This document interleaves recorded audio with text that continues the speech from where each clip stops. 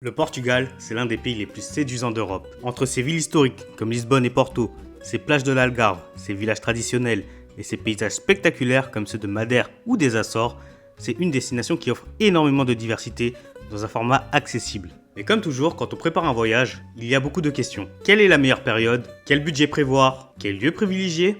Et surtout, à quoi s'attendre sur place? Mais ça tombe bien, car cette vidéo Gomia Voyage est un guide complet pour comprendre le Portugal et pour vous aider à mieux organiser votre prochain séjour. On parlera météo, type de voyage possible, lieux incontournables, expériences à vivre, budget, culture, langue parlée et conseils pratiques.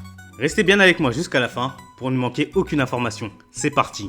Avant de commencer, je vais prendre quelques secondes pour vous présenter un service qui peut vraiment changer votre façon de voyager, les travel planners. Organiser un voyage, on le sait, ça demande beaucoup de temps, ça crée beaucoup de charge mentale et surtout, on a toujours la crainte d'avoir oublié quelque chose ou d'avoir payé trop cher. Une travel planner, c'est une experte en organisation de voyage qui prépare tout pour vous en amont, itinéraire, bonnes adresses, activités et bons plans. Et avec cet allié, vous n'avez plus qu'à gérer les réservations finales, ce qui vous garantit une flexibilité et un contrôle total. Résultat, vous gagnez du temps, de la sérénité et même parfois un peu d'argent grâce à l'optimisation de votre budget. Alors si vous préparez vos prochains voyages, cliquez sur le lien en description, remplissez simplement le formulaire et vous serez mis en contact avec une travel planner. Maintenant que ça c'est dit, retour à la vidéo. Côté météo, ce qu'il faut d'abord savoir, c'est que le Portugal bénéficie d'un climat très doux, mais qui peut varier en fonction des régions. Sur la côte atlantique, à Lisbonne ou Porto, les étés sont chauds et ensoleillés et les hivers restent doux. Avec quelques averses, c'est un climat qui permet de voyager presque toute l'année.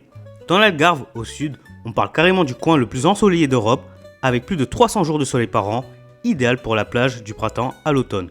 À l'intérieur des terres, les contrastes sont plus marqués. Des étés très chauds et des hivers froids, notamment dans le nord.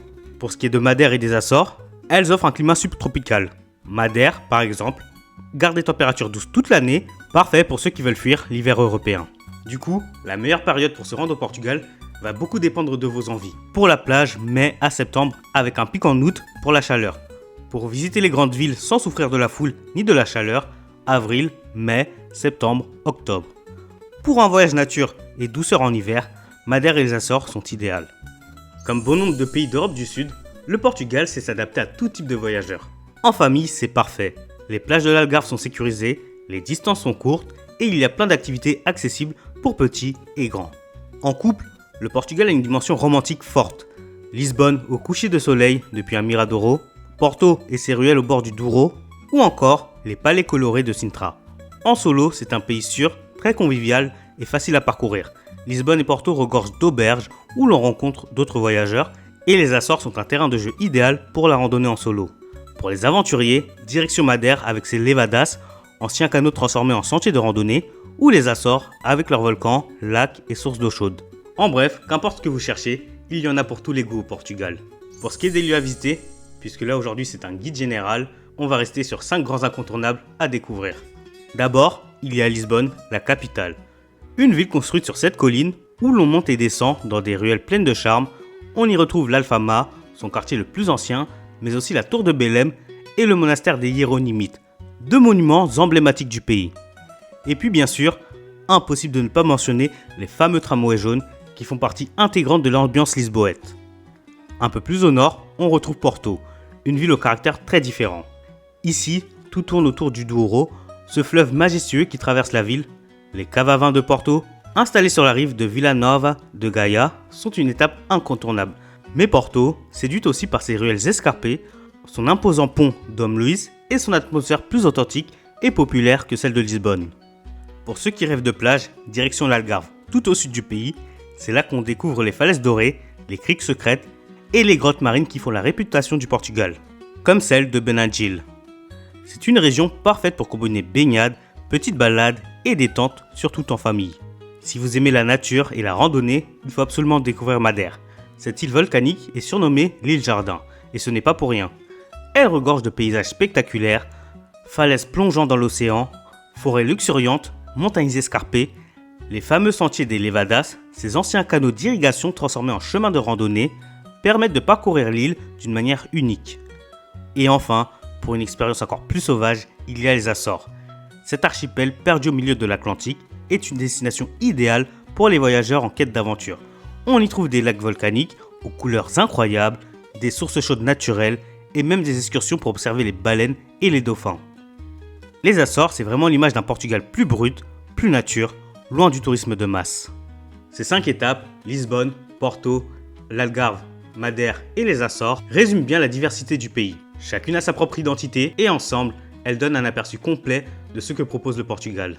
En plus de ces lieux à visiter, le Portugal vous propose des expériences singulières à vivre. À Lisbonne, par exemple, écouter un concert de fado dans un petit restaurant de l'Alfama, c'est plonger directement dans l'âme du pays.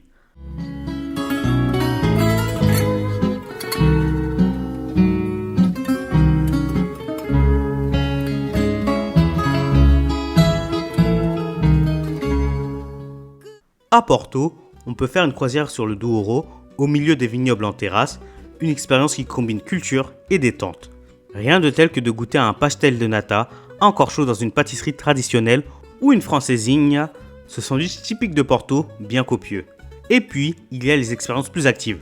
Marcher le long des falaises de l'Algarve, parcourir les sentiers de Madère, ou partir en excursion pour observer les baleines aux Açores. Un autre grand avantage du Portugal, c'est qu'il reste l'un des pays les plus abordables d'Europe de l'Ouest. Côté transport, on trouve facilement des vols low cost et le train est à la fois fiable et économique, surtout entre Lisbonne et Porto. Pour l'hébergement, il y en a pour tous les budgets. Des auberges conviviales à partir de 20 €, des hôtels standards des 50 € et de nombreux appartements à louer comme des Airbnb. Côté repas, on mange très bien pour 10 à 20 € par personne avec des portions généreuses. Les marchés et les petites tavernes permettent de goûter la vraie cuisine locale à petit prix. Les activités sont accessibles, beaucoup de musées et de sites coûtent entre 5 et 15 € et la nature, qu'il s'agisse des falaises, des forêts ou des plages, est gratuite à explorer. En résumé, que vous soyez économe ou en quête de confort, le Portugal saura vous satisfaire. La culture portugaise, c'est avant tout une ambiance chaleureuse et conviviale. La langue officielle est bien sûr le portugais, mais dans les grandes villes et dans les zones touristiques, beaucoup de gens parlent anglais, espagnol et parfois même français. Comme d'habitude, lorsque vous voyagez dans un pays, avoir un peu de vocabulaire local est toujours appréciable. Donc en portugais, par exemple, merci, c'est obrigado. Bon, je pense que vous saviez déjà en plus. Côté rythme de vie, le Portugal est beaucoup plus détendu que d'autres pays européens. On prend le temps de discuter, de partager un repas, de profiter du moment. Et puis, il y a la gastronomie, la fameuse morue, préparée de centaines de façons, les grillades de poissons frais, la soupe caldo verde, sans oublier les fruits de mer abondants le long de la côte. Et bien sûr, impossible de passer à côté des pâtisseries avec les pastéis de nata en tête de liste. Comme d'habitude, au niveau des conseils pratiques, on va faire attention aux pickpockets, notamment dans les grandes villes et dans les transports. Puisque Lisbonne et Porto sont jonchés de ruelles pavées, et en plus de cela, Lisbonne est construit sur cette colline, donc prévoyez de bonnes chaussures de marche, et surtout, en été, le soleil tape fort, alors prévoyez de la crème solaire et protégez-vous. Au final, en fait, le Portugal, c'est un condensé de tout ce qu'on aime en voyage. Des paysages variés, une cuisine délicieuse et surtout un accueil chaleureux. Que vous cherchiez la détente sur les plages de l'Algarve, un city trip culturel à Lisbonne ou Porto, ou bien l'aventure dans les îles de Madère et des Açores, il y a toujours une version du Portugal qui vous correspond. Et si vous souhaitez aller plus loin et transformer ce guide en un itinéraire concret, fluide et adapté à vos envies, n'oubliez pas le lien en description. En quelques clics, vous remplissez simplement un formulaire, vous serez mis en contact avec une travel planner qui prendra soin de vous concocter un petit séjour équilibré et sur mesure, que vous voyagez en famille, en couple ou en solo. Alors dites-moi dans les commentaires quelle région du Portugal vous attire le plus, et pour plus de vidéos de ce genre, n'hésitez pas à vous abonner. Merci à vous et à bientôt sur Gomia Voyage.